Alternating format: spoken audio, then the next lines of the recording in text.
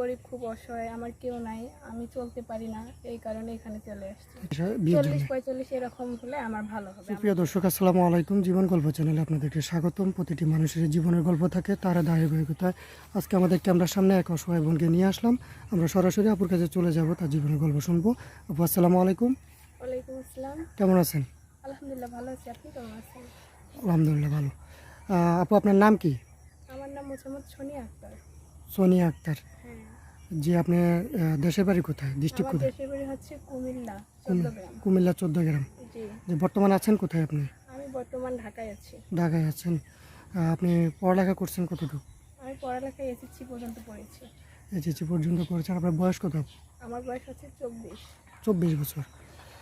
তো আপনি এখন আপনার ফ্যামিলিতে কে কে আছে? আমার ফ্যামিলিতে কেউ নেই, আমি খুব একটু অসহায় মেয়ে, আমার বাবা মা বলতে কেউ নেই। তাহলে এখন থাকেন কোথায়? আমি আমার মামার কাছে মানুষ হয়েছি। মামার কাছে মানুষ হয়েছেন। হ্যাঁ, তো আমাদের ক্যামেরার সামনে কেন আসছেন?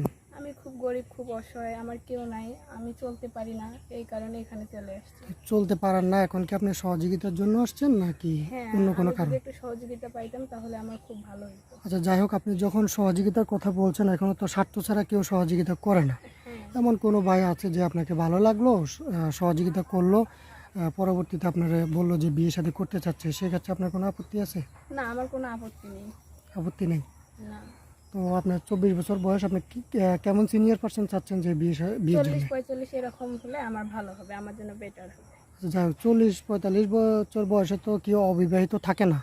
না থাকলে এটা কোনো ব্যাপার না। না, সেটা বলি না, অবিবাহিত থাকে না, কারো হয়তো বা বউ মারা গেছে, ঠিক আছে, হয়তো বা কারো বউ পরকীয়া করে চলে গেছে, এরকম কোনো পার্সন যদি হয়, আপনি বিয়ে করবেন?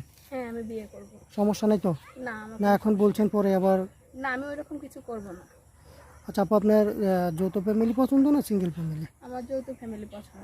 যৌথ ফ্যামিলি পছন্দ। হ্যাঁ, তো যদি কোনো প্রবাসী ভাই আপনাকে বিয়ে করে প্রবাস নিয়ে যেতে চায়, সমস্যা আছে কোনো? না, আমার কোনো সমস্যা নেই। কোনো সমস্যা নেই। না, কোনো ভাই যদি আপনাকে দয়া মায়া করে যদি সহযোগিতা করে, টাকা পয়সা দিয়ে, পরবর্তীতে আপনার যখন স্বার্থ শেষ হয়ে যাবে কোনো, তার সাথে প্রতারণা করবেন? না, আমি এটা প্রতারণা কেন করব? কারণ যে আমার দায়িত্ব নিবে তার সাথে আমি এই ধরনের কোনো বেইমানি কাজ করব না। এখন তো এই কথাটা বলছেন, পরে যদি প্রতারণা করেন কি হবে বলুন? না, আমি এটা কখনোই করব না। কখনো করবেন না। না, তো দেশ ও প্রবাস থেকে অনেক ভাই আপনার ভিডিওটি দেখতেছে এই মুহূর্তে। তো যদি কেউ আপনার সাথে যোগাযোগ করতে চায়, কীভাবে যোগাযোগ করবে? ওখানে স্ক্রিনে নাম্বার দেওয়া আছে, যদি কেউ আমার সাথে যোগাযোগ করতে চায় ওখানে স্ক্রিন নাম্বারে যা দেওয়া আছে ওই নাম্বারে কন্ট্যাক্ট করলে আমাকে পেয়ে যাবে। প্রিয় দর্শক, আপনারা এতক্ষণ পর্যন্ত সোনিয়াপুর জীবন গল্প শুনছিলেন। আমরা ভিডিওটি বড় করতে চাচ্ছি না, আসলে 2-1 মিনিটে কারো জীবন গল্প শোনা সম্ভব না। তো স্ক্রিনে আমাদের ইউটিউব চ্যানেল কর্তৃপক্ষের নাম্বার দেওয়া থাকবে, যদি কোনো ভাই ওনাকে পছন্দ করেন, স্ক্রিনশট মেরে আমাদের ইমো হোয়াটসঅ্যাপে ভয়েস দিয়ে দিবেন, আমরা আপনার সাথে যোগাযোগ করা অতি তাড়াতাড়ি যোগাযোগ করব। তো সবাই মিটার জন্য দোয়া করবেন, সবাই ভালো থাকবেন, সুস্থ থাকবেন, আল্লাহ হাফেজ।